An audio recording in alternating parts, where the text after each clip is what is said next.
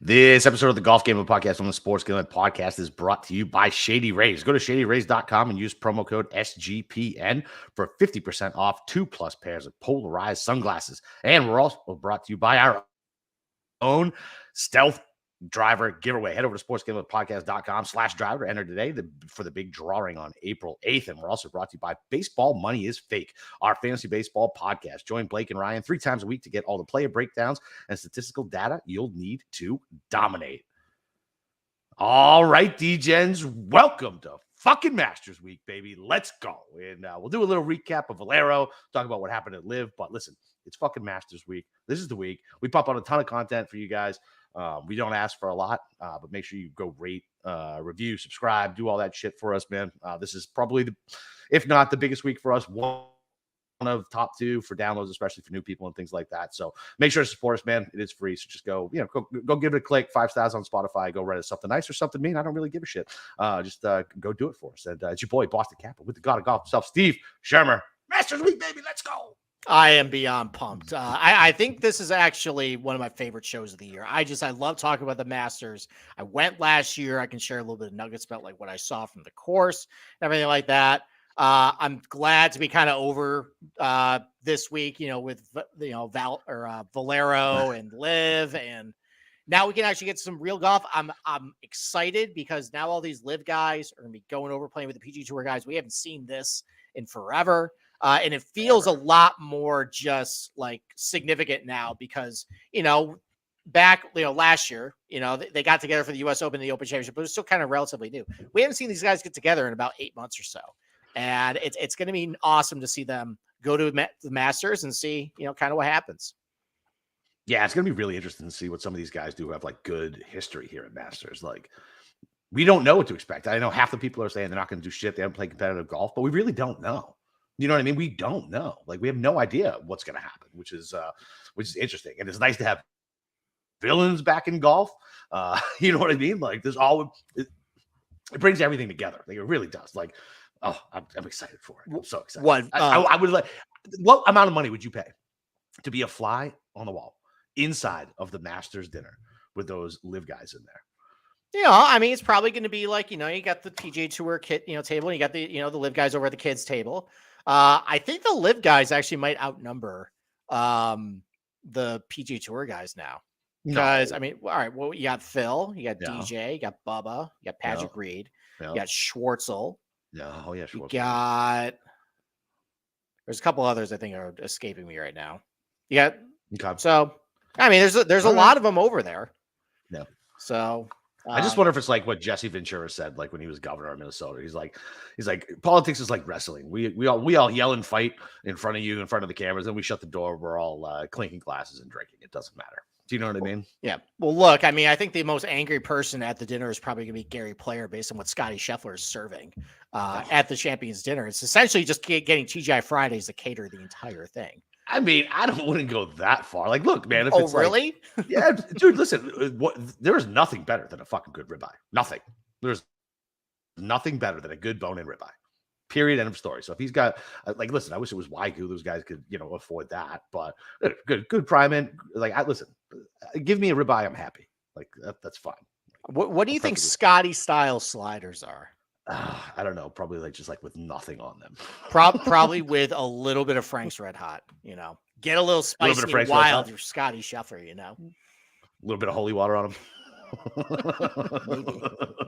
Maybe. So, all right. So I'm gonna be honest. I watched little bit of Thursday ESPN Plus coverage of the Valero.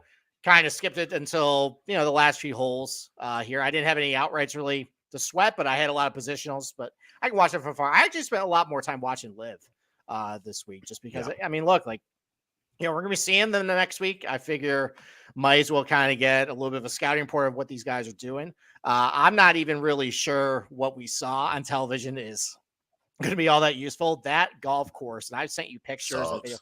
My goodness, what a cow pasture that place was. Oh, they charge you a pretty decent amount to play it too. It's not like astronomical, but I feel like I played it for like 150 or like 125. I mean, with like all that money, could they actually buy some weed killer to kind of, what was going on with the grass of that place? I don't know, man. And what's funny is like everything else is Bermuda around here. So like they're their greens guys just mail the fuck in. Yeah, I was joking with my dad because he was watching. He's like, "What the hell is this golf course?" I'm like, it's about like the caliber of the golf club you're at. Like it's he's got a nice club, but like this is supposedly like a pretty expensive club that you're bringing a World Tour to it. God, that was embarrassing. I didn't see anything of that golf course that actually was good prep for this thing, other than just to get these guys reps. So and like kind of like we talked about I think last Tuesday. You kind of saw a lot of the better players kind of elevate their game, to kind of get a little ready. DJ hasn't played a whole lot of golf this year. We'll talk about all that in a little bit, but good Sunday finish. Thank you for cashing that top 10 for me, DJ. I appreciate that. Brooks Koepka wins it. Very happy. I only went with the top 10 at 2-1 on Koepka. What was his number outright? Do you remember? It was like 35 to 40. Oh man, I know. We hadn't been doing anything. I mean, he got cut from the goddamn Oman Open. I know, and he was waving a traffic cone at the Florida Panthers fucking goalie the other day. Yeah, but like this is what he does though. Like he always like does the top 10 before the major, and then it's like, okay, are we gonna bet Koepka at 30-1, 25-1? Actually, I saw his number now is down under 30-1 now. That is fucking ridiculous. We'll and thank God. That's fine. That. I'm just saying, but thank God, like the fact that he won, he's gonna catch so much ownership in DFS now. I think people are probably going to talk themselves into it. So, I mean, listen, he looked great. The ball striking looked pretty good. He kind of did a little bit what he usually does, where the putter kind of goes on Sunday. But I mean, it's Sebastian Munoz and Laurie Cantor chasing him. So yeah, he kind of fended him off with one arm, and that was that. And then he had 18-1 Corey Connors winning Valero. Congratulations to everybody who bet that. There was a guy in the Discord who bet it though. So there you go. Yeah, whatever. I mean, it's just such a fun time. Underdogs don't win, and let me transition right into that. We're also brought to you guys by Underdog Fantasy. Underdog Fantasy is a great place to get down on fantasy and player props all year long. Underdog Fantasy now has your favorite NBA, NHL, and MLB daily games. Plus, they're already doing best ball drafts for the NFL 2023 season. Head over to underdogfantasy.com and use promo code SGPN for 100% deposit bonus up to $100. That's underdogfantasy.com, promo code SGPN. So, I mean, you're not putting stock into what fucking Brooks did, right? Not really. Right. I mean, I don't really see anything. I mean, honestly, there really wasn't much of a Valero that was a good prep for this place either. I mean, there's less guys are going to go play it, but that golf course is mostly Bermuda at this point. So there's nothing really there for that. I mean, this place had half dead Bermuda, some crabgrass. I mean, the greens looked like they had like 15 different strains of grass, and it looked like the Chambers Bay greens, to be completely honest. So, oh yeah, actually, that's funny. A little bit. So I don't know. I mean, it's reps. I guess of anybody in that field. Yeah, I think that's why I actually bet DJ for a top 10. If there's anybody in the field that I feel like can just like flick it on, like it's DJ. That I think he'd just come to this golf course and be fine. I want to say some of the live talk till later, but sure. Yeah, like I don't really have a whole lot of high hopes for these guys, so I don't really know what we're getting. I don't think. I mean, like a lot of DJ has played 9 competitive rounds since January. I don't know, man. I'm curious to see what some of these numbers are going to be on these live guys for the top 20s. Like I'll be interested in like some top 20s for DJ, Cam Smith, even guys like fucking Kevin Na and Taylor Gooch. Okay. Well, based on the weather, I'm just looking. Nah, yeah, I know. Based on the weather, that's fine. But like Gooch, and some of these guys, like even Schwartzel, like some of these guys who have really good course history, like what's the number gonna be? You know what I mean? Am I gonna get like really good value? Like maybe, I don't know. Like this is something that I've been thinking about all day. Like, what am I gonna do with these guys? Yeah, I mean, I can tell you, I think DJ's number is like 22. Cam Smith is still hanging around 20. Koepka's positionals, not outright positionals. I know, but like those are correlated based on what their outright prices are. So it's going to be, you're not going to get much of a discount on DJ or Koepka. I mean, maybe like a Patrick Reed who played, fairly well this weekend, but I don't know. I mean, if it turns out into a tournament where nobody's hitting greens and it's up and down, potentially I could see that doing. Cousin Mush, we're going to talk a lot about weather. Don't you worry about that. I have probably about 20 minutes blocked off for the weather. Well, we're too far away for 20 minutes on weather. Well, it's more about how weather affects the golf course. So That's fair. we'll go with that. So, all right. I mean, I'm ready to put Valero to bed and live Orlando. Yeah. I mean, you said so. I watched Thursday, Friday. Yeah. I watched a chunk on Saturday, and I turned it off immediately as soon as Patrick Rogers. Like I was like, Corey Connors is gonna win this fucking thing. After I mushed Kuchar yesterday because fuck him, he didn't deserve to play in the Masters. I mean, well, all right. So let's talk about Decky. Okay. Looked healthy, right? I mean, I didn't see anything of Hideki, but his statistics he looked okay. He played well. I thought he was good. Irons were good. I mean, but like we just came off of a week where he withdrew because of a neck injury, though. I know, but I'm saying so. I think the injury concerns can be not put to bed, but I feel like that might be a good leverage spot in like DFS or in depending on who he gets matched up against. Because I think for me watching him, he looked healthy.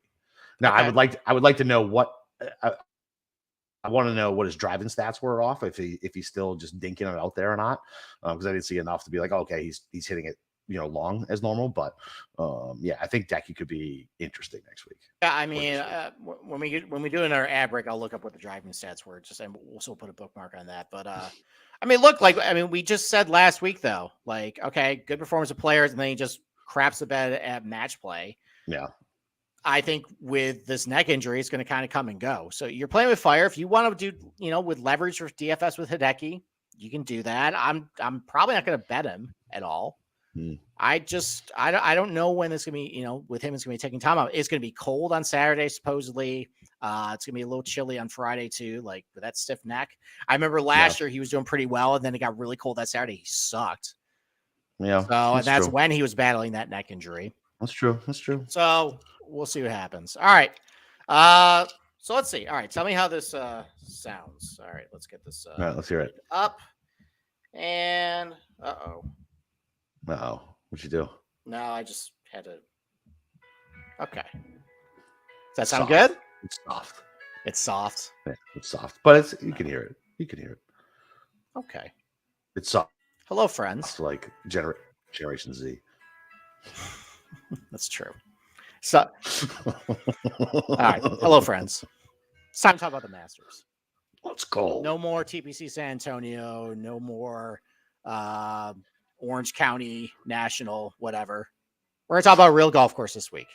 A proper golf course. A wonderful golf course. The Willy Wonka Chocolate Factory of all golf courses. Augusta National. So, I mean, I went to this place last year. It lived up to all the expectations for me. Just wonderful. That's going to be really distracting for me, by the way. So maybe we turn this off. Okay. All right. Experiment over.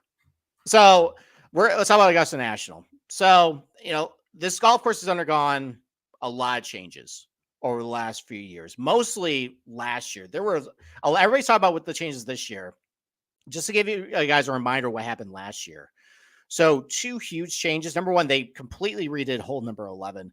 They widened the fairway.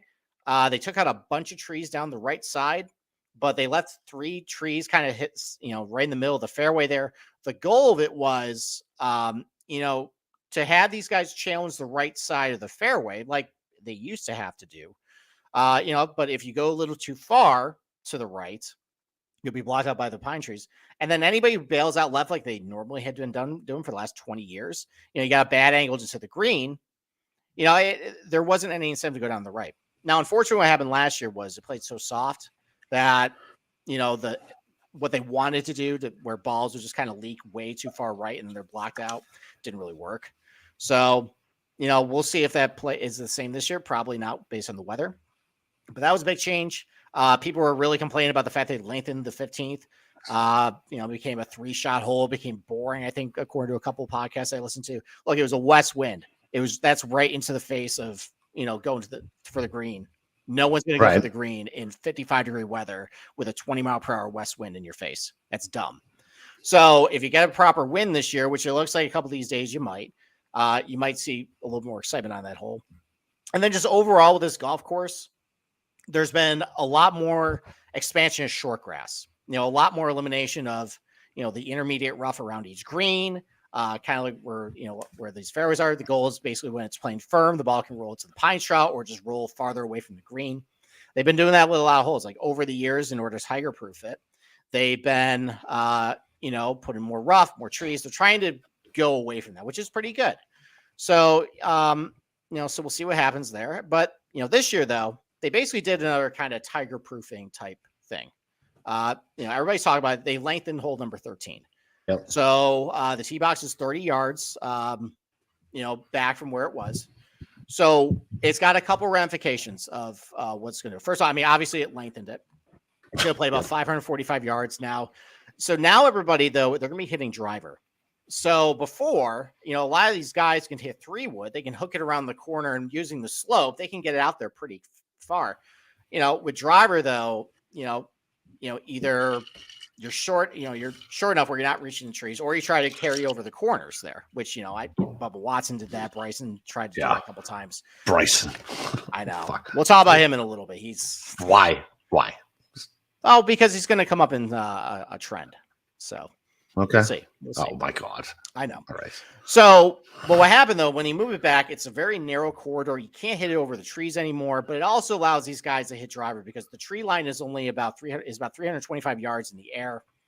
So unless you're carrying it like 330, which I don't think the wind and the weather conditions is going to allow you to do that, you're not hitting into the trees. So these guys can hit driver.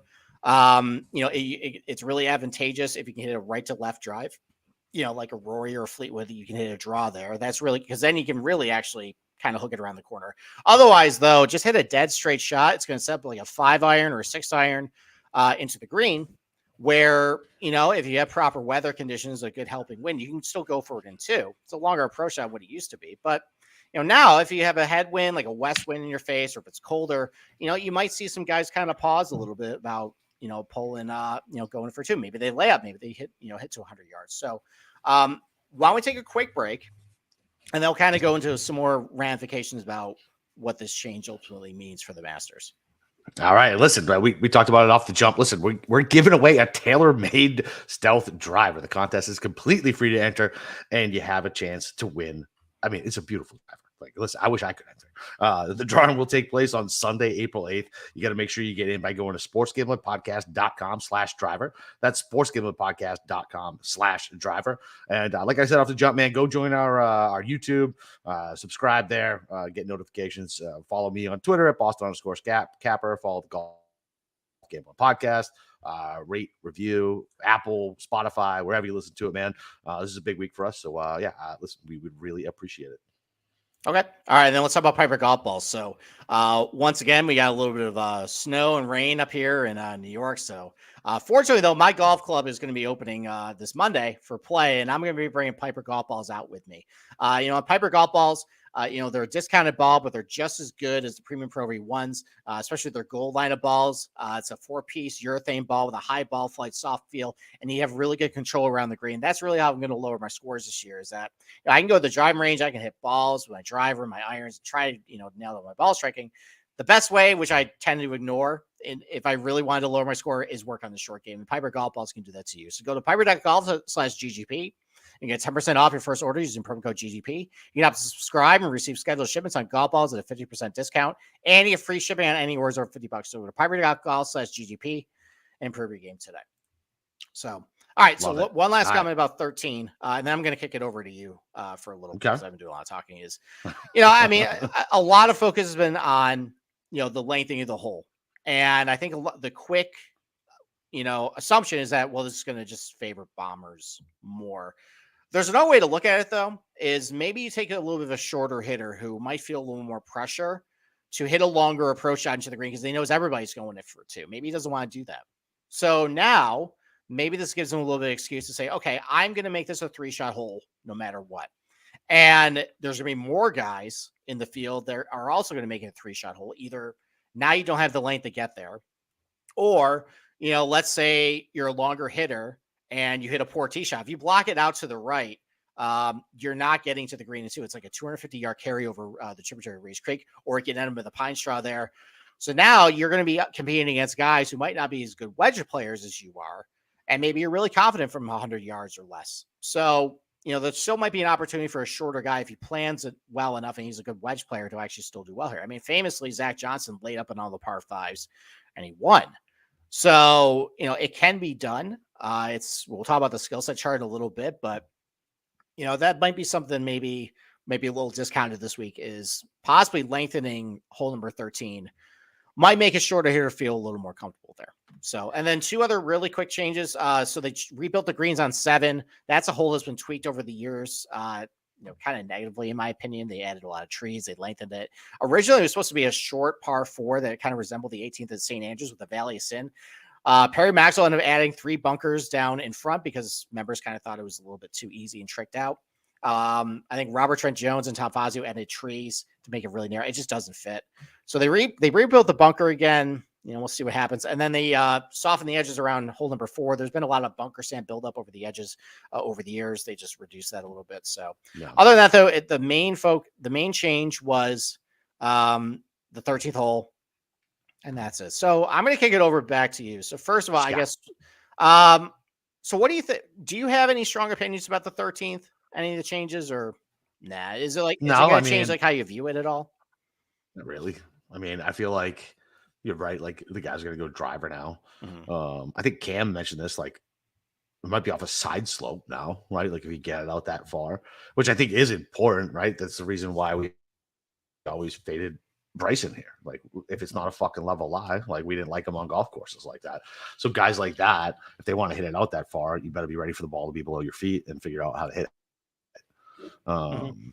Yeah, I mean, I think most of the changes that they've done have improved it. Like, I can't think of anything I don't like that they've changed. I mean, I guess what is 11 where they took the trees out? Is that what you just said? Yeah, they took all the trees out down the right side of 11. They basically took away Tiger's Alley, which I actually rewatched the 2019 Masters last night, and man, the horseshoe up his ass that day.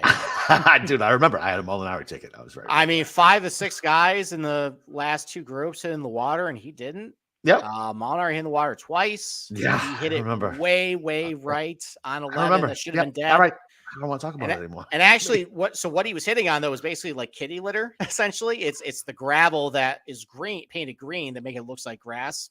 It's actually just rocks. So he had a perfect lie, great angle to the green, got out of there par.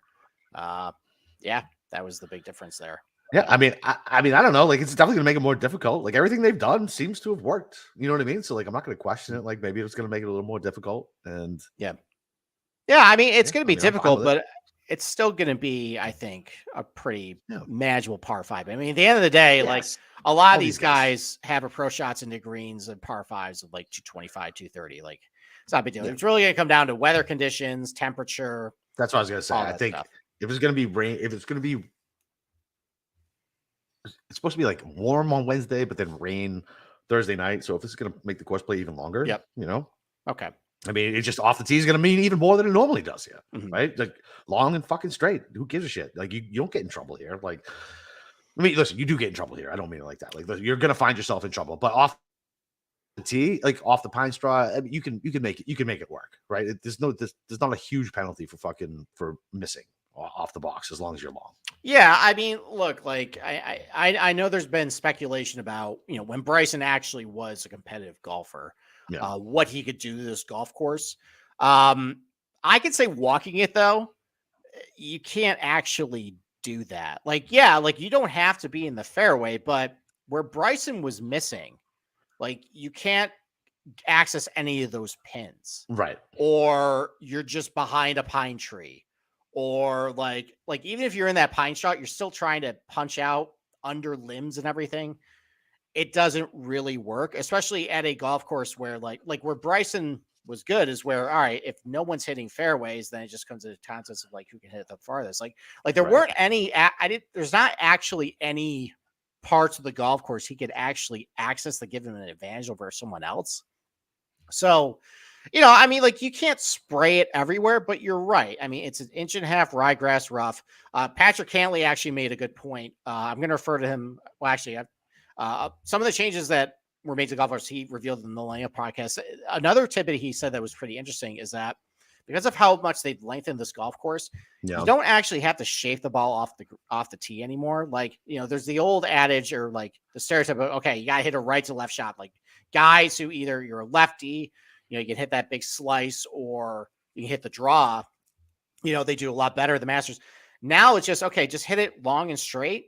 And the holes are so long now that you have plenty of room to be able to kind of shape your iron shot from farther back. Just keep it right in front of you. You can hit a fade, you can hit a draw. And we've seen it, for the past couple of years. I mean, Tiger the last couple of years plays that power fade. Yep. So, and he won in 2019. DJ won in 2020. Scotty Scheffler won last year. So, like the stereotype that, faders, don't play him. Don't play your John Rahms. Don't play your Morikawas. That's not really true anymore. Yeah. So, and Rahm can hit it straight as fuck. He can. He definitely can. I mean, like his go-to shot is still that power fade, but you definitely can do that. It's more important to be able to hit the ball both ways with your iron shots, which a Rahm can do. I mean, most of these guys can. Can hit, a draw or a fade if they really had to, with their irons. So that's that's what's terrifying about Rory with how good his driver was. Yeah. No, we'll get to him in a little bit, but it's definitely huge. So, all right. So before we get into betting strategies, and I kind of pour you a little bit, why don't we go down memory lane a little bit? All right, let's do it. All right. So think about the last 10 years. Okay. What's your favorite Masters? Ooh. I mean, just Tiger, man. I mean, it's easy. Like the best feel good Tiger coming back and winning the Masters. Like that's, absolutely. There's no question about it. Yeah, I would probably agree with that. Yeah. 2017 with Sergio coming back. Oh, I like that one too. Was fun. Yeah, because I'm a Sergio guy. Yeah, and it was a 2-horse race, and that was before Sergio. I mean, Sergio was always an asshole, but like he hadn't won the major yet. I was kind of, rooting for him for that point. It's like, all right, let's give him his major. It looked like he was dead, and then he came back. That was a good one. 2016 is more, I think, sad because what happened to Spieth. Oh yeah. Yeah. I mean, I had a ticket on Will that day, which is amazing. But no one remembers 2016 for Will unless you bet on him. It's a 7 on 12 there. 12. Yeah. So that's awesome. That was like real life Tin Cup. Another. Yeah. It was pretty rough. All right. So what's the worst Masters for the last 10 years, you think? I mean, for my pain last year, for my personal pain. Okay. How about non-gambling losses on Cam Smith? Yeah, because 2019 was pretty painful one for me. Because I think I bet Xander and Koepka that week, and both of them finished second to Tiger. So I couldn't even be fully happy for Tiger at that. So here's the deal: like I had Molinari, and I could still be happy. Like because Molinari's soul is gone on whatever. What was it? 13? Just gone. 12 and 15. 12. Yeah, 12. Yeah. Fucking his soul was gone. I knew from that moment, this has no shot. Let me just root for Tiger. Mm-hmm. So I don't know. Fucking dude, my memory with this type of All right. I would say the Patrick Reed year was bad. Oh yeah, because he's a douchebag. Well, he was also up by a lot heading into the final. Like only Rory actually had a chance, and then like Ricky made a fake charge. Spieth made a fake charge. What about the Decky year? Yeah, that was kind of sleepy. It kind of sucked. Low-key sucked. A bunch of weather delays. It got interesting when he screwed up 15 because he hit into the water. But then Xander fucking. But then Xander had to make that. You knew he had to make a shot, and he put it in the fucking water. Yeah, that was a bad year anyway. That was fucking. No, I'm not making this political, but it was January. It wasn't the fucking. It was the same. It was the January 6th fucking. It was the same year, and fucking. I watched that at Mellow Mushroom, and then I watched Justin Rose. Justin Rose was first round leader there. I stopped going to that goddamn restaurant after that. I forgot he was first. You were really mad at that. I'm still mad about that. Yeah, that was a really. I think the field average is like a shot and a half over par, and he shot 65. It was it was great. So great. I think he shot over par the rest of the tournament. Even he fucking I ended up fucking whatever it was -7, -8, whatever. Fucking he stayed the fucking same. Here's maybe a controversial one. I don't actually. Maybe it's not. Right. Last year kind of stunk. No, it didn't. Okay, because Scotty just ran away with it. I mean, I guess he ran away with the same thing. He ran away with after fucking 11. Right. I guess. Yeah, I mean, it's all right. I mean, I was on the ground, so I wasn't watching on coverage, but there was no juice on Saturday. Now, it was also 52 degrees and was freezing. Right. But at that point, like after Friday, Scotty was up 5, and no one was really making a charge. We were all kind of like, all right, when is Scotty going to kind of come back to the pack? And then every time they update the leaderboard, which, by the way, that's the worst part of going to the Masters, is that there's no phones. You only have the giant leaderboard, sporadically, and they only update every like 20 minutes or so. Like you'll hear random roars. You're like, what was that?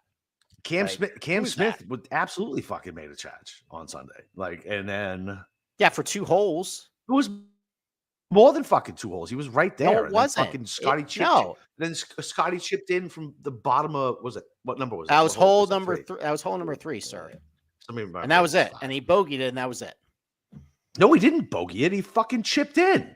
No, Cam Smith. Oh, Cam bogeyed it. Sorry. Scheffler birdied, and he put it back to like 4 or something. And then I think Smith got to 2, and then he put it in the water, and that was it. Yeah, that was a wrap.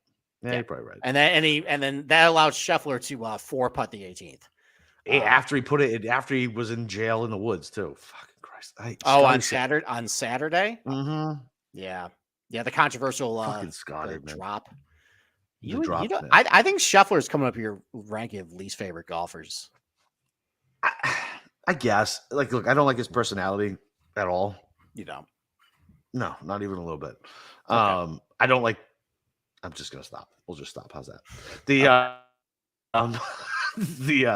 I do appreciate that he has like a kind of a quirky swing, right? And he kind of does his own thing. I appreciate that, and I appreciate the fact that he's a fucking killer. Like I just do. Like that dude is a fucking killer. Yeah, he really is. I mean, can he really defend it? Who is it? Who's defended it? It was Tiger, Jack, and who's the other one? I'm not sure. There's only 3. There's only 3. I'm not sure. There's only 3. I know there's only 3. It's Tiger, Jack, and I can't remember the fuck about it. Okay. So, I mean, of course he can defend it. Somebody help me up. He defended Phoenix. He almost won at Bay Hill. He almost won match play. A little different. Well, I mean, he's just playing awesome golf right now. When Scotty Scheffler is playing awesome golf, it's like top 5 lock at this point. Was I texting you this? Or I can't remember if I was texting Jason and Mike this. He was missing those short little bunnies at match play. Maybe he was doing that again. Yeah, so maybe that's because that's what got him last summer. Yeah, so maybe the putting is coming down a little bit. I mean, he should have fucking what he missed on the whole 20 in match play. It was like a fucking 3.5 footer. He missed it. Yeah, I appreciate it because I know you did. Cash Sam Burns. I know. But that's what I'm saying. So like, I don't know. Okay, I don't know. All right, why don't we transition to? Let's do some boring stuff first. All right. The skill set chart. I mean, look, like I don't really know how much long, straight, good around the green. Long, straight, good around the green. Good with your irons. Good with your long irons. Irons. Yeah, basically, like. So I put. We're not going to spend a whole lot of time on this because all this chart really reveals is that you got to be really good at a lot of stuff to do well at the Masters. Weird. You got to be pretty long. You got to hit your long irons pretty well. You got to scramble pretty well. You got to putt pretty well. These are really fast, bent grass, undulating greens. Like, I don't know. I mean, like you kind of look back at all these leaderboards, and it's like, oh, yeah, this guy was playing awesome golf at this point.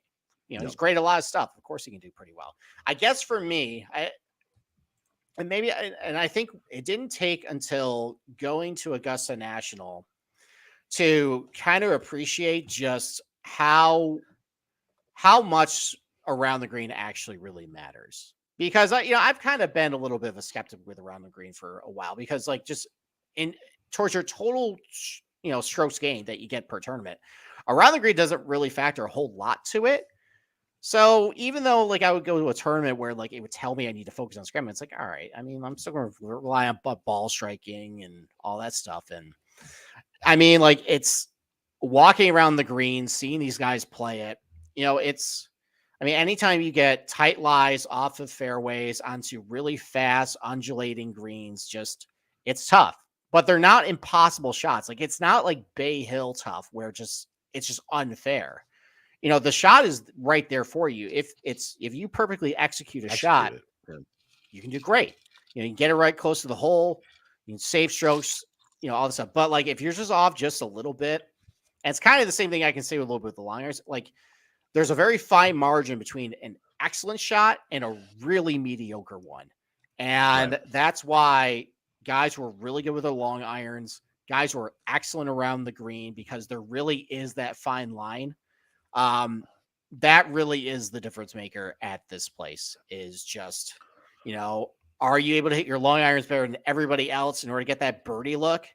Or, otherwise, if you're sloppy with it, either you're missing a green or you're 35, 40 feet away, you're putting back up a severe slope, which, there was a lot of those. I saw like hole number 4 is nuts. Like it's basically I think it's about like 2 tiers. And then like right in the middle of it, it's literally like a 3-foot slope. Like that you got to just putt up to and then just flat again. It's wild that place. So let me ask you something. So if we're thinking it's going to be wet and cold, going to play longer, what's the proximity that you're thinking? I mean, it's still, so it didn't rain during last year's tournament. Yeah. But it rained a lot before that. Right. So the fairways were soft. Now, let's also talk about a little bit of sub-air. Right. I know. So, because why? What do you mean, why? There's a lot of misinformation out there about sub-air. I know. I forgot. Just go ahead. Okay. Go ahead. Yes. So I know this, and that's why I was like, why are we talking about it? Okay. Well, the general viewer might not know this. We've gotten a few more fans since then. That's true. So, excuse me. So just because Augusta National has sub-air doesn't mean, it doesn't matter how much it rains. It's going to be firm greens no matter what. Sub-air can only make surfaces playable. It will remove standing water from a green, but it's still going to play soft. Like the moisture is still just there. So the only way to really firm out Augusta National is sun and wind. And if you don't get that, then it's not going to firm. Now, last year, we got a lot of wind and we had low humidity too. So it just sucked up all the moisture out of it. Yeah. That's why it played super tough last year, even though like it rained a lot before that. But this year though, it seems like with the forecast, and we'll get to it a little bit, it's going to rain at least every day. It's going to be tough keeping these firm. They'll still roll pretty quick because, it's all about, how you mow the greens at that point is based on how fast it is, but it still be pretty soft. So it's going to be tough to keep these things pretty firm. Now, apparently with the ANWA, the Augusta National Women's Amateur, the greens were super firm for that tournament. So I heard on the radio today. They were anticipating that they're going to get a lot of rain. So what was funny is I was listening to that driving back from Orlando on Saturday, and the way they were describing it, like how hard the greens were, and I was like, "Wow, it's fucking crazy!" Like, and that's why it's because they were keeping it that way, anticipating for this week. Yeah, they basically punished the women to, shocking really, golf punishing women, so weird, especially at Augusta National, the most inclusive place. Yeah, absolutely. Right? They don't hate. They don't hate people of color or people without penises. Yeah. God. So, hey man, it is what it is. It is. So there's one other thing too. So I was always a denier of this, but I actually went to a groundskeeper at Augusta National, and I was able to confirm. Beautiful. There is sub-air underneath the fairway. Now it's not underneath all the fairway. It's only on certain low-level spots where water can accumulate. So I actually found one at the bottom of the basin, or bottom of the fairway on 9, kind of close to the bottom of the hill there. Found the sub-air. So, again, similar concept with, the greens. In order to firm up these fairways, you got to have a lot of sun and wind. Now, last year, because there just wasn't sub-air throughout the entire fairway, it still played relatively soft. So it was hard to carry the ball out there. It played really long last year. Now we're going to have a tournament where colder temperatures, where the ball's not going to fly as far, and it's going to rain every single day. And they lengthened, they've lengthened 15 and they lengthened 13. Yeah. This thing's going to be a beast this year as far as the length. Oh, yeah. It's going to be really, really, really long. Oh, my God, dude. What am I going to do?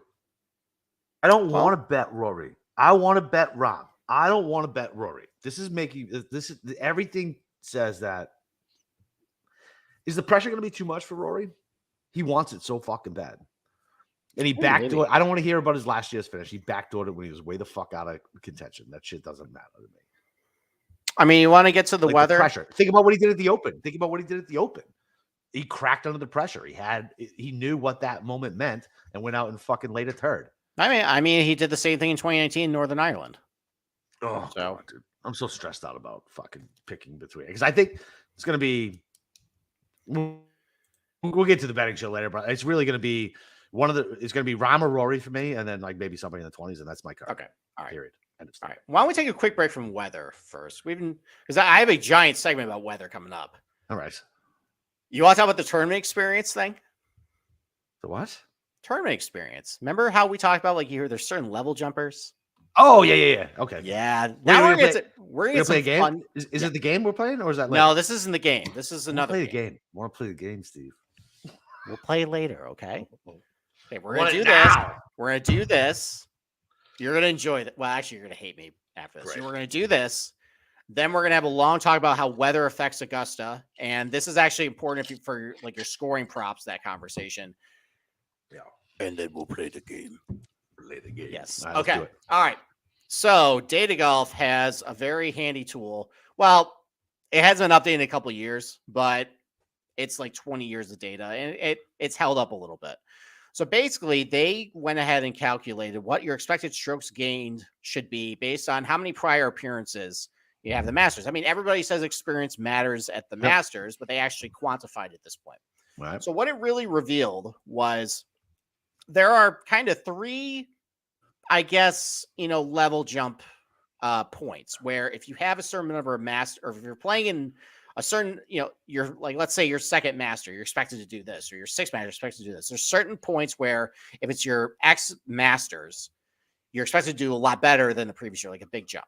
Right. And it's in your third Masters, it's in your seventh Masters, and it's in your ninth Masters. Now, the third Masters, that's when it's like, okay, I played two of these things before, like, I'm going to be ready to go. Yep. The seventh one that's when you're kind of like jumping from just contender into like competing for the win. And then you have like a long sustained success at that point where you kind of peak around like your 9th or 10th Masters. So, every year I kind of like to go over the list with you about who's playing their third Masters, who's playing their 7th Masters, who's playing their 9th Masters. Okay, let's go. And I had the list for you here. So before I do that, so the last I know I'm teasing you. Here's the last 5 winners of the Masters and what Masters of the West. So Scotty Scheffler, his third Masters last year. I know. We blew over that, by the way. He survived the elimination game that we're going to do again last year, and it was his third Masters. Like, nah, not enough experience, man. I don't think he's really going to win for the 4th or 5th time in 8 starts. Nah, we're idiots. But he won. Hideki, it was his 10th start. So kind of around, around 9 is when you peak. 10. It was DJ's 10th start. Okay. It was Tiger's 22nd. Well, that's what and then it was Patrick Reed's 5th start, which the 6th year, it's kind of around that point. All right. So, all right. So here are the guys who are in their third Masters, and there's only 2 guys in the field for a third time.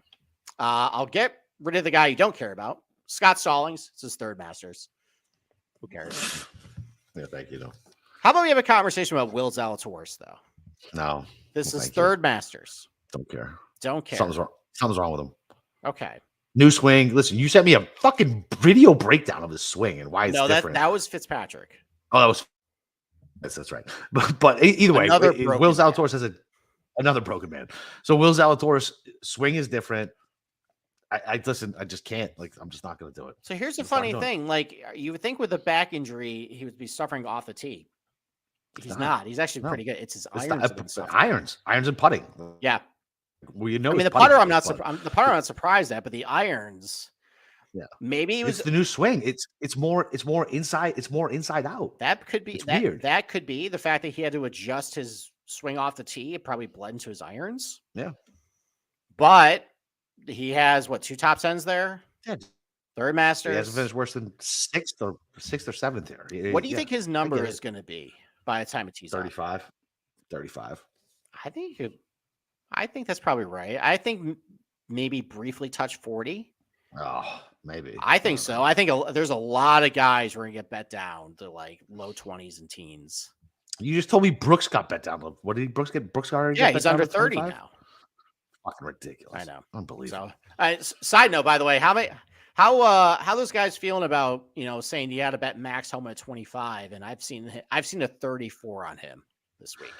Yeah, that's why you don't jump Don't too bother, quick yeah. on these outrights, especially anything under 40 to 1. Sorry for the clank of the glass. That's okay. Yeah. All right. Back to the conversation. All right. Who's at 7? 7. It's an interesting list. Okay. Let's get some names out of the way you don't care about. You say interesting, it's sarcastic. Go ahead. Who you got? Let's get some names out of the way that you don't care about first. Fair enough. I don't think you care about Tommy Fleetwood this week, right? No. Maybe like a positional, but he's not winning, right? Yeah. No, he's not. Okay. All right. He This was is winning Bryson the DeChambeau, Masters. 7th Masters. Fuck off. No way. Okay. This is Russell Henley's 7th Masters. No. Fuck off. No way. Okay. You get ready to hate me now? All right. Come on. Okay. This is John Rahm's 7th Masters. Yeah. Okay. That's a Okay. good one, right? Okay. There we go. All right. All right. This is Cam Smith's 7th Masters. Oh, no. Oh, is it really a 7th Masters? 7th Masters. What numbers are you seeing on Smith? Like low Such a fucking- 20s. 20, 22. I'm such a sucker. Okay. It's Patrick Cantley 7th Masters. Oh God. He's playing good. Is he? Yeah, his ball striking around the green, off the tee. He's hitting it far, It's like bent he's getting grass. some It's distance. bent grass. So the interesting Yeah, thing it's is bent he's not. grass. So last year he finished like 30th. Tee the green, Makes he was sense. awesome. He stunk on the greens, and he Interesting. stunk in 2021 too. His bent. Yeah, he got cut. Well, 2021 he got cut. 2022 last year was like a 30-foot. Like he Well, got no, to- that's what you said. 2021. I say he got cut because I'm pretty sure that. yeah. So he got off to a good start. Really bad over the weekend. Hit the ball great. Couldn't No. putt. Which is weird. I mean, I'm wondering if maybe the cold weather with the putting with him, but like with you his don't. back. Yeah, I don't know. Like Yeah. it's bent grass greens. He should be good there, and he's been bad. So, but 7th Masters for Right. Patrick Cantlay. Rom Cantley and fucking All right. Smith. The 7th is. Oh my God. Do you know whose 7th Masters it is? It is Keegan Bradley's 7th Masters. I don't care about that. He's not winning the Masters, bro. I love Keegan, my favorite fucking golfer. Although, Let, oh God, let me throw a little bit of let me make the case for Keegan. oh God, why? Don't All right. don't make the case. So for his Keegan. last 2 wins have come when it came with a lot of rain Rain. and it was pretty cold. Oh. The BMW in 2019, where they had the money finish where it just rained buckets, and the Zozo last fall. And then there was that cold, rainy Wells Fargo that he should have beat Max Homa at. Oh my God. When it rains, go with Keegan. And what's funny is, so the only fucking piece of All right, go closer to the mic. We can't hear you. Sorry, you got me all stressed out. The so the only piece of content I listened to this week was Andy's preview. Yeah. And he was talking about that maybe because of these greens, the aim point guys might have an advantage. Possibly. And I was like, my brain immediately went to Keegan, and I was like, oh no, man, you can't do it. No, he hasn't been putting all that great. He hasn't. No. Great with long irons, straight and long. Yeah. I hate you. I Okay. hate you so much. All right. I hate Well, you. you're gonna hate me again. This is Siwoo Kim's 7th Masters. Ah, God. I told you this was a good list. We got all your boys. We got Oh my Rom, guys. We got Cam Smith. We got Keegan. We got Siwoo. Oh my All God. of them. No. You are Oh. gonna lose so much money on all these guys. I told you you're gonna hate me for this list Oh, because my that's gonna God. stick in your brain the rest of this week. Oh no, dude! And Ah, that's why? like the 7th Masters is like the all right. This is like big time, like big level jump here. What number is Rory's Masters? Oh, Wait. this is like his 15th, Like 15th? 14th. Yeah, Oh, we're so cute. there you go. So, all All right. Oh my god, dude, why? Like, this is the worst. As soon as I compiled that list, I was like, oh my God, this is your list. And you love this shit too. You I do. love this shit. This is my favorite shit. All right. There's the 9th guys, and it's a bad list. You got Danny Willett, you got Billy Horschel, you got Matt Fitzpatrick. Boo. Sweet. Yeah. Right. There you go. Sweet. But Oh, great. I'm those glad I don't guys- like. I'm glad I don't like the 3rd or the 9th, but I like almost everyone on the fucking 7th. There Great. you go. Beautiful. All right. All right. So that's the tournament experience. Let's talk about some weather and how it All right. impacts the Masters. And let's go then to the game. And then just some final thoughts. Okay. So what's unique about the Masters is like it's the only major we see the same golf course every single year. And whenever we get certain weather conditions, it get kind of a drastic golf course.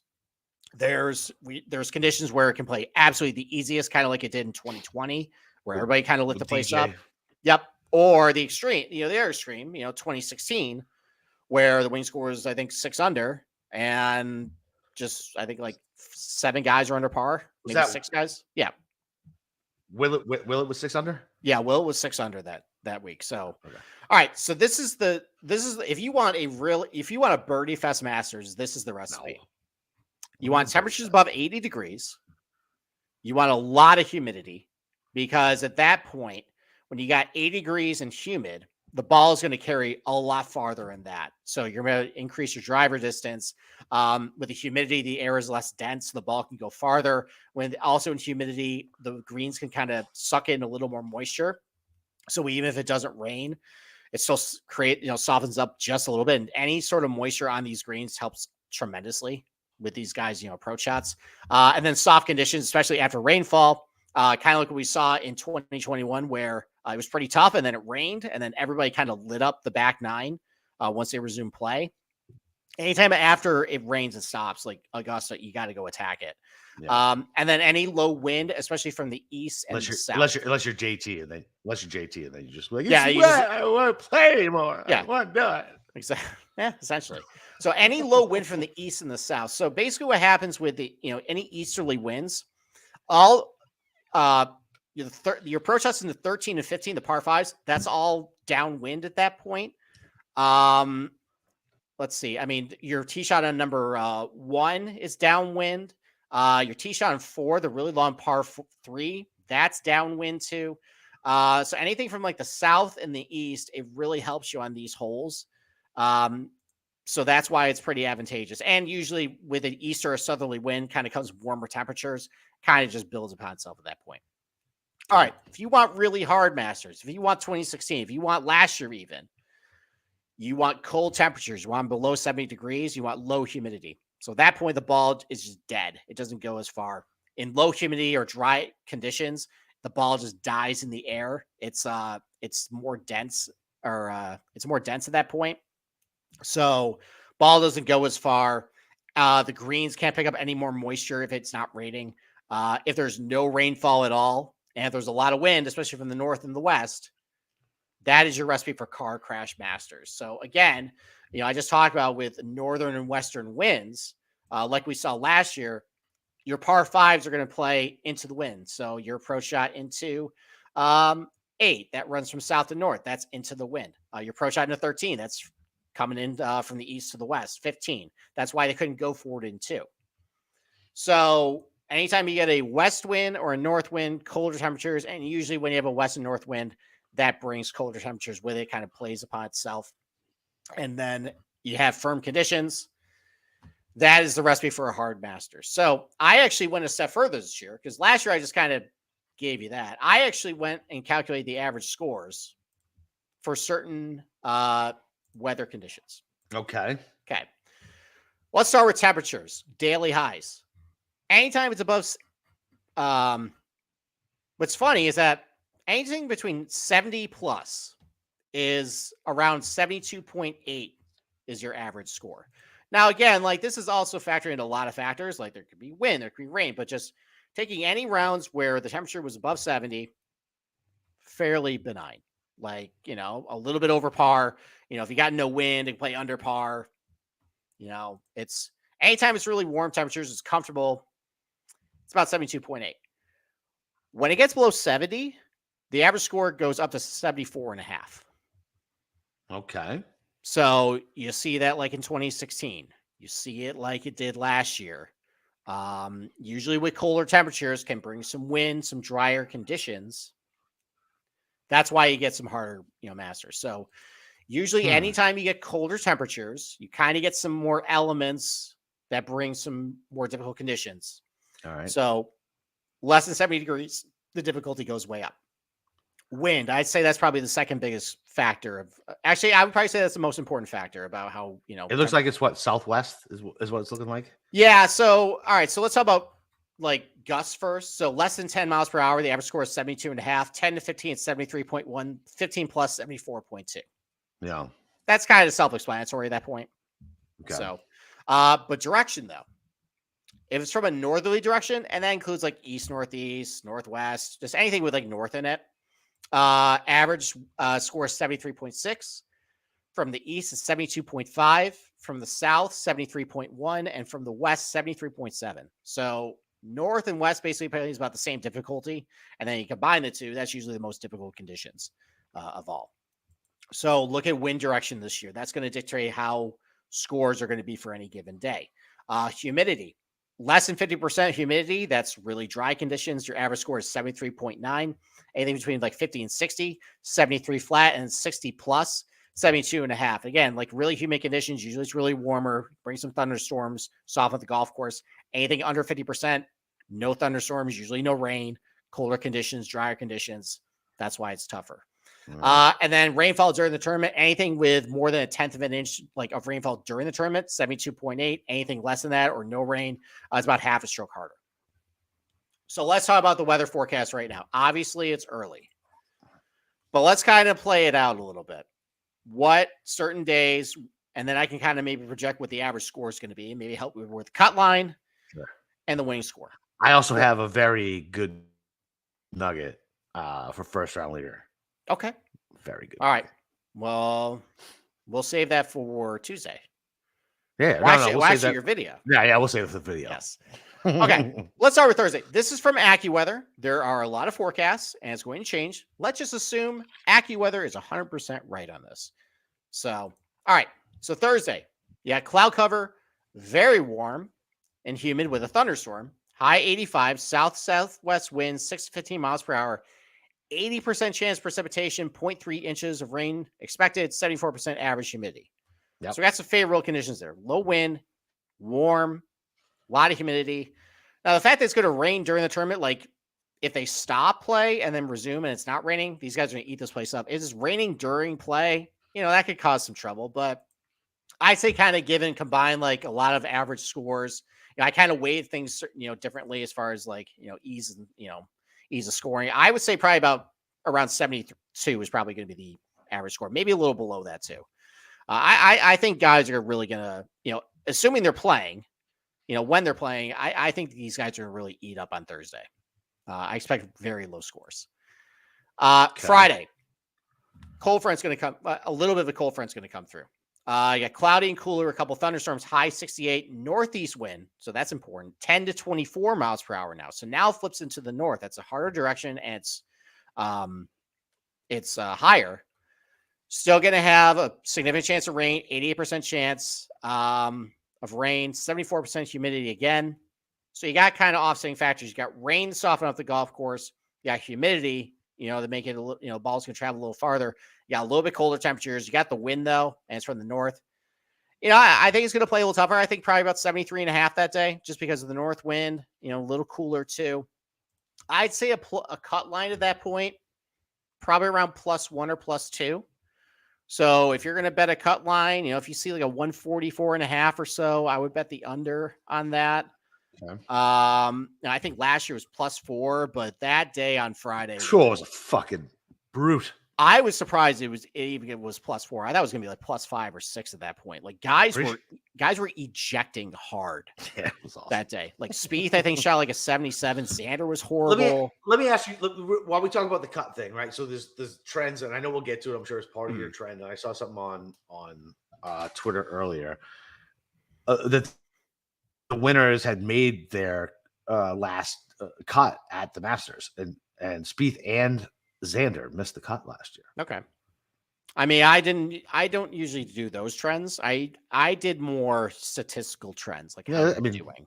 All right. Because I mean, sometimes that stuff it kind of be, all right. It's not foolproof. It's like we've tried. Of course, it's not fucking foolproof. All right, we've tried those before. Like, all right, like at the PGA, you missed a cut one of your 5 coming in, and then like apparently that was 100%. That got broken immediately. Like, no. I don't know. You're right. I mean, you're right. I think just in general, if you're just pretty good at Augusta, and I mean, those guys got caught in the wrong wave last year. Yeah. It kind of was what it was. All right. All right. So then we got the cut. Didn't mean to derail it. All right. So, anyways, I think cut line probably +1, +2 is what I'm thinking based on soft conditions, humid. Friday. Not the warmest temperatures, but you got a little bit of wind, especially from the north. That's going to make it tough, especially on these par 5s. +1, +2. All right, Saturday. This looks like probably the toughest day of them all. I agree. Well, first of all, it's going to depend on how much it rains that day, like during play. Like, are they going to leave the Sunday? What's going to happen? Let's say they get it all in on Saturday. High of 59. That is chilly at that point. Yeah. It's fucking freezing where I live, buddy. Yeah. That's going to be pretty uncomfortable for these guys. You got northeast wind about 15 to 22 miles per hour. That's pretty significant. That's average wind speed, probably about like 20, overall. From the north, again, a very difficult wind to play at Augusta National. Now 60% chance of precipitation, about 1/4 inch of rain expected. Humid though, again, 78% humidity. So again, that's going to allow the ball to travel a little bit farther. Yeah. So I think probably average score around, considering that's probably tough to say, probably about 73.5. It's going to be probably tough for these guys. So, and then Sunday, not as bad. The wind dies down. Now it's coming from the east-northeast direction, so more of an easterly direction. That's the easiest wind to play in. So that's going to help these guys on Sunday. They're going to be able to score a little better. It's going to be lighter winds. It's going to be a little warm. It's going to be 66 degrees. It's going to be a little humid. It's going to rain a little bit too. So I think Sunday is probably going to maybe play a little tougher than what Thursday did because, a little tougher Sunday. Well, I mean, considering it is still going to be a little cooler than what it was on Thursday, and usually the Sunday tougher is a little bit more tougher pins. So, I mean, I think 72.7. All right. Or 72.6. It'll play a little bit over par, but it's not going to be as bad as what the previous 2 days were. Okay. Like it. All right. So, giving all of that, so since 2015, the winner of the Masters has gained about 4 strokes per round on the field total. So let's say those projections are true. That comes out to a winning score around 11 under or 12 under, which is fairly reasonable based on what some other Masters were. I think Tiger was 13 under. I think, let's see, Reed was, 15 under. Scotty was, 10 under, but he probably should have been 12 under. But that was a complete outlier from last year. Yeah. You got really big birdie years like Spieth. That was really warm and muggy and no wind throughout the entire tournament. That was 18 under. DJ was 20 under. So it's not going to be that. 20 under. I think low teens under par. I was going to say 12. Yeah, I think that's probably reasonable. I think 11, 12, 13 probably is reasonable. I mean, maybe you get a guy who's really come out there. It's not going to be the most difficult Masters, but, it's going to be challenging. I don't think guys are going to, really pile it up, especially on Friday and Saturday. I think those are going to be pretty tough days. So I say 11, 12 under, which would be about for a score 277 or so, 276.5 for your over under. Yeah. So bet accordingly. I like it. Okay. All right. All right. Are you ready to play a game? Thank you. Yes, let's play the game. Okay. Let's play the game. So we're going to do the same thing we did last year. And we're going to take more of a statistical approach to this because, like you just mentioned, you can do things like, all right, well, he finished, if you finish top 10 at Riviera, then you end up having a better chance of winning the Masters. Or, if you were born in the 80s in May, then you're, have a better chance. But if you look at other, the past winners, based on what they did in the first couple months of the year, not really huge surprise. I would probably say the biggest surprise was Hideki. Hideki, absolutely. But he was treading in certain areas statistically where it's all right, kind of makes a little more sense. I mean, Danny Willett, he didn't have many stats over here, but he was playing pretty well when he did come over here. He won over in Dubai. Like, he just recently had finished, he was a 36-hole leader at the Open Championship the previous summer. So he finally got in the mix there, was playing well, and things kind of fell into place for him. In retrospect, not a huge surprise. So I know I took this more of a statistical basis. I kind of looked at what these guys are doing from January 1st to the eve of the Masters, and I noticed a couple things. Okay. So first of all, none of these guys were gaining less than 0.73 strokes per round tee to green. 0.73? 0.73. The Okay. lowest was, and who recorded that? That was, I think, Hideki. Must have been Decky. Had to be. That was the bare minimum for him. Everybody else was just doing really well tee to green, which makes a lot of sense because you got to do a lot of things well at Augusta National. Of course, you're playing pretty well in a lot of different areas. You got to do well. Yeah, you're going to do well.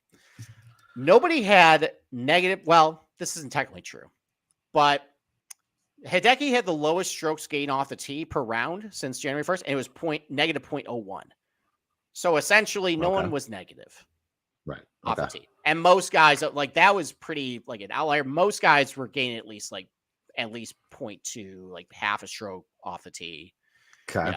Bubba was gaining 1.75 strokes per round off the tee in 2014 when he won. Remember when Bubba was good? That was fun. Yeah. Sergio was gaining a stroke and a quarter off the tee the year he won. Like, some big number. Jesus. Yeah, for real. So essentially, basically, if you're losing strokes off the tee, you don't win. No one, though, has lost strokes with their approach shots heading in from the Century Tournament champions on. And no one has had less than 0.23 strokes per round gained on the field. Okay. On to win. So that's like your bare minimum right there. That's a good cut. Okay.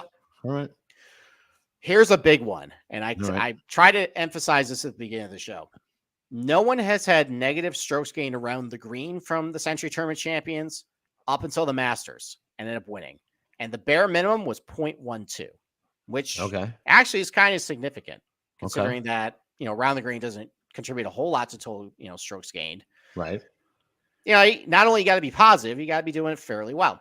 Okay. Putting is definitely hit or miss. Like, you've had some really good putters coming in. You've had some really bad putters. I don't really look at that at that point. I don't think there really is a strong trend either way. So, and there are a lot of examples of guys who are bad putters who've been really good at Masters, like Will Zalatoris and Cal Morikawa and Hideki, Corey Connors even. Maury's interesting this week. He is. So there's that. There's also no one has gained less than 0.61 strokes per round combined with your approach shots and irons coming in too. Like, that's fairly significant. So, as long as you're making it up, let's say you're not doing quite as well with your irons, we're not losing. If you're just a god around the green, make it up. 0.61 is basically your bare minimum there. That was done by, who was that? Sergio coming in, but he was gaining over a stroke off the tee. He was driving it insane that year. Okay. And then you got some other stuff. Everybody has had at least a top 10 in any prior major championship before winning. 10 of 11 have won either on the PGA Tour or European Tour at least once in the last 2 years. So that takes care of a couple guys in this field. Yep. And that's all I did. That's how I eliminated a bunch of guys. All right, let's get to the list. Let's go. All right. So let's pull up the list. Let's start with, if you're gaining less than 0.73 strokes per round tee to green from the Century Tournament champions till now, you're out. All right. Who's out? Now, before I get to the list, I know. Data Golf actually did capture some strokes gained by category at the match play. I'm not including. It's got to be eliminated. I'm not including it. I can refer to it, but I'm not including it because it was not included in any of this other stuff. So I'm not including it. All right, fair enough. So some notables who are cut. Sam Burns is cut. Matt Fitzpatrick is cut. Justin Rose is barely cut. Oh, I like Rosie this week. Yeah, he's been playing well. Around the green, he hasn't been quite as good. I think it was DFS. I don't think he's actually going to win. His number's like 66. Yeah, so I got him gaining since the beginning of the year 0.7 strokes tee to green. So just missed. But he's slightly positive off the tee, slightly positive around the green. So his off the tee's been good lately. It's weird. Actually, it's not been good. Yeah, I mean it's been fine. Yeah, for him, it's field average, which is good for him. Adam Scott's cut. Unfortunately, we worked Keegan Bradley. He's also cut. Yeah, I know. Yeah. Okay. No one has lost strokes off the tee from the Century Tournament champions to Augusta and won. Okay. Two guys you don't care about, Tom Hoagie and Danny Willett. Too short. Xander's losing strokes off the tee since the Century. Xander's gone. But barely. Remember how I talked about Hideki? He's losing 0.01? Yeah. Xander's losing 0.02. So here's the thing. Would he get eliminated? Would he get eliminated with any other stat moving forward? No.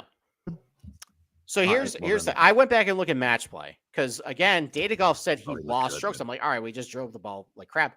I looked at his shot link from the Rory match. He was driving it awesome. Awesome, dude. And awesome. If you look at like it seems like he's been losing strokes because he wasn't hitting it very far. He was driving it past Rory on a lot of these. Oh, he was.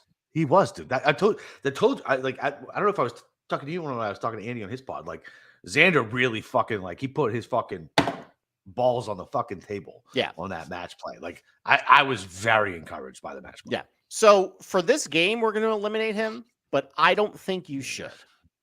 Based on what I said, that's not eliminate him then. Point two. Well, for this game, we're going to leave him off. Fine. Okay. Fine.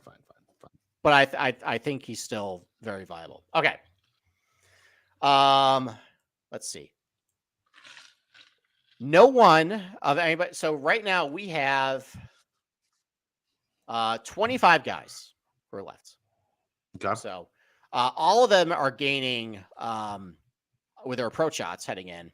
All right. But there are two guys who are gaining less than 0.23 strokes per round with their approach shots. Okay. Keith Mitchell. Fine. And Will Zalatoris. Bye. Okay. All right.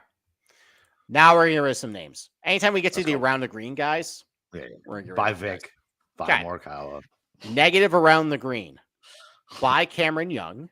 Yeah, makes sense. By Victor Hovland. Yeah. By Terrell Hatton. By Corey Connors. Okay.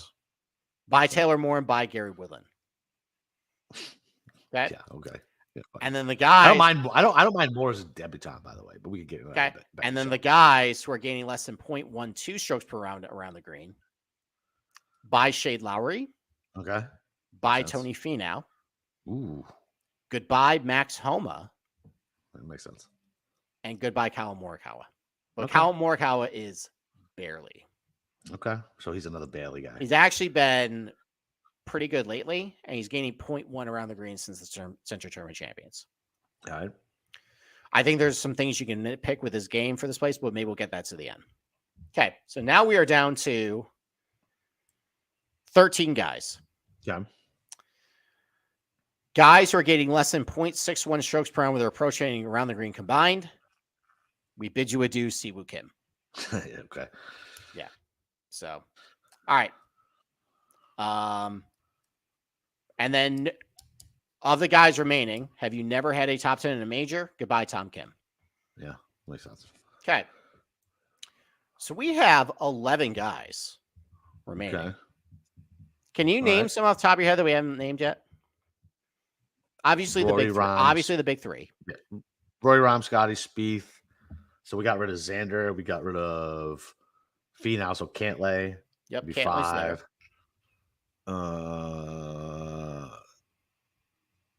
I mean, not guys that I'm thinking about, I guess. Okay. The much maligned Justin Thomas is still standing. Oh, JT. Okay. Jason Day is still standing. Oh, Day, yeah. You know who's playing great. You know who's still standing? No. Hideki is still standing. Yeah, Hideki's still there. Fine, makes sense. Sung J M is still standing. Tommy Fleetwood is still standing. And Chris Kirk is still standing. Get out of here. Yeah, it's funny. He's been getting. I got him gaining 0.2 off the tee since the tournament champions, half a stroke with his irons, and 0.6 around the green. Okay. Pretty good. You know, he finished 5th at Southern Hills last year. That's Perry Maxwell, all the comps to Augusta, blah, blah, blah, blah, blah. Has he played Murfield? I feel like Murfield's like the best comp. Murphy Village? Yeah. Maybe. I mean, Murphy Village is a lot more penal in this place. That's fair. So, all right. So let's think about it, though. This king is going to be pretty cold. I'd say probably cold. Cold for the South. Wet. Long. So how about we eliminate guys who just aren't long off the tee? Yep. Okay. Goodbye, Hideki. Yep. Goodbye, Sungjae. Yep. Goodbye, Tommy Fleetwood. Goodbye, Yep. Chris Kirk. Yeah. So we are left with Six. seven guys. 7 guys. You are left with your big three Yep. in Scheffler, Rahm, Spieth, Cantlay. or Scheffler, Rahm, No, Rory, Rory. Cantlay, Spieth, JT, Jason Day.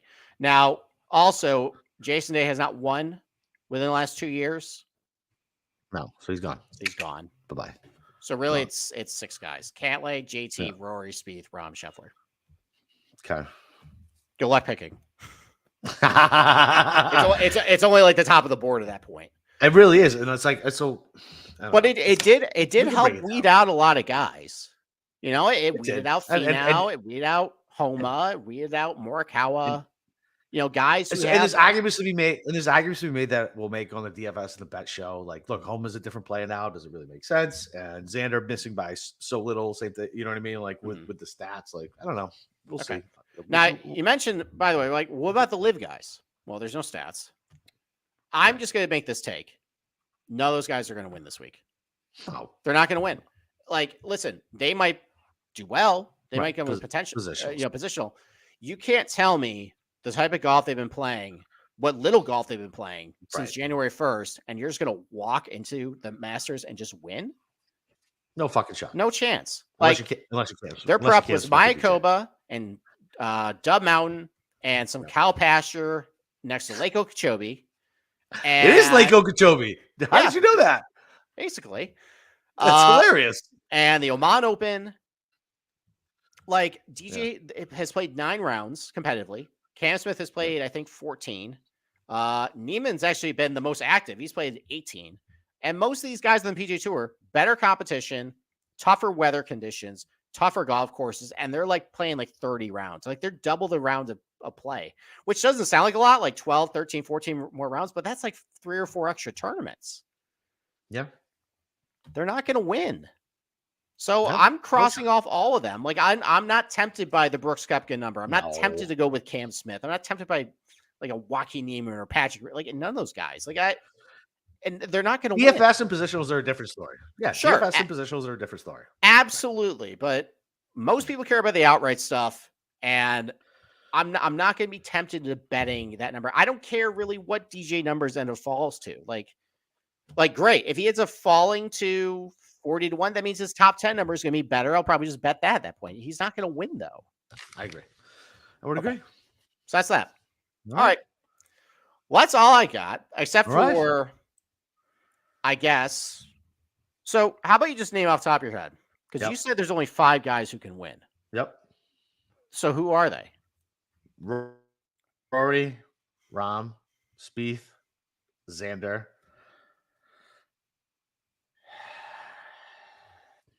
I guess Cantlay Okay. or Finau. I'm going back and forth between the two. All right. I mean, taking some of the guys in the elimination game and the guys who got eliminated, it's going to play long.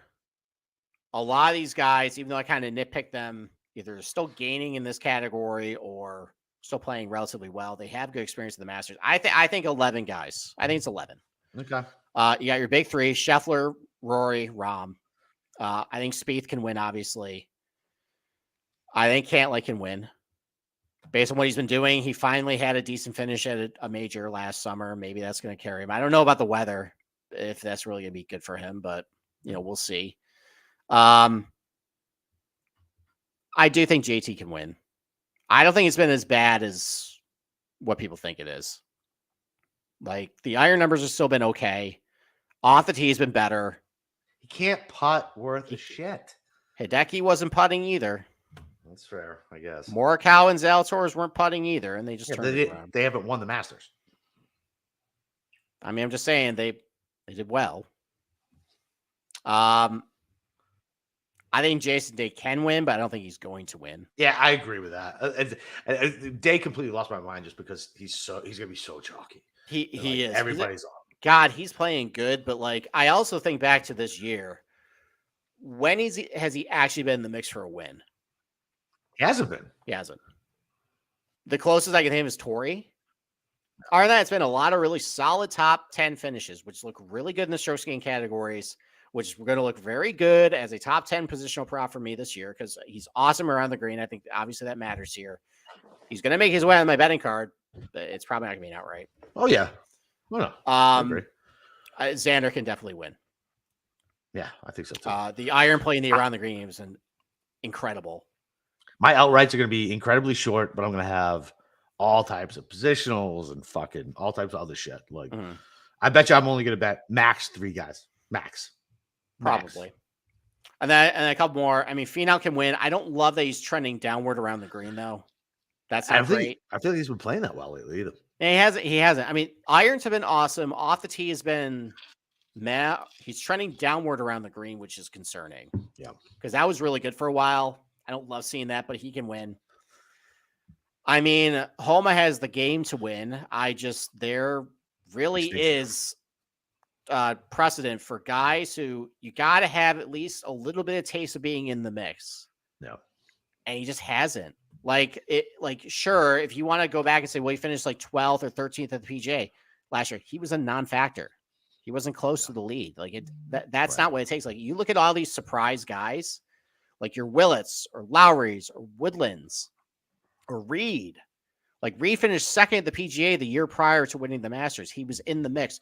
Woodland was 36-hole leader at Bellerive. The next year he wins at Pebble. Lowry was 54-hole leader at Oakmont. And then a couple years later, he wins. Will was 36-hole leader at Open Championship.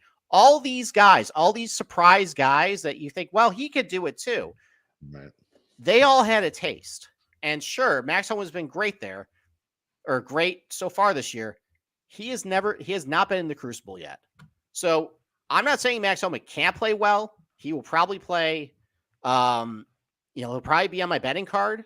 It's not for something, probably top 10. I think it's really set up well for like a good Max Homa. I hope he does well because I like him a lot for the PGA and the US Open, but I'm not going to bet him to win. And then the last guy. So can Collin Morikawa win a tournament where you got to hit it really long? I know. That's the only thing that's holding me up a little bit. Yeah, and I still don't trust him in weather. I don't. You trust not?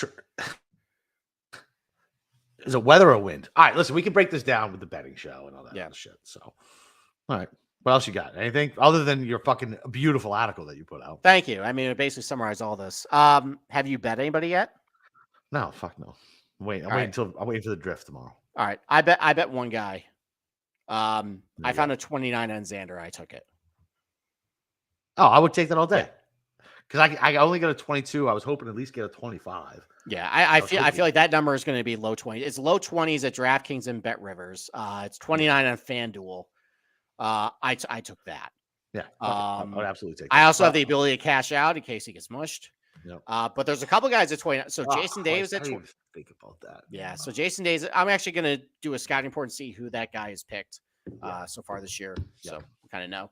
So Jason Davis 29 at FanDuel. Tony Finau's 29 at FanDuel. Morikawa's 29 at FanDuel.